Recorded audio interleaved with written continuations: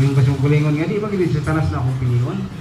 So, doon ay mga putang na makapahiduuli mo kang sa tanas kong dili nyo bantayan ang iyong pagkinabuhi sa iyong angay mga buhaton sa tayo ikaw buhi pa, no? Mupito na nga, isip ako sa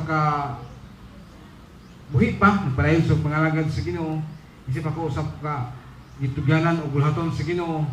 So na, isa ni siya sa akong ginikayan yun ni nga bulhaton, kay mayon ko sa mga gulingon nga, di, pumangit sa, dito ka itong mga 14 anyos, na inungutanan sa kuwa. Gusto ko pag nga nga bulhaton sa imong kinabuhi, ingon nga nangalagad ka sa Ginoo, ingon ko sa dili ko. Lisod na, tungkol kay ikaw mismo sa imong gulingon, dili ka mag-control sa imong kinabuhi, na kay gusto pa buhaton nimo, dili mo buhaton tungkol kay nakakanian nga posisyon sa imong kinabuhi.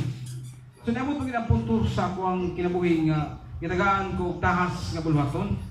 Hantod nga analyze din ako gihapon, no?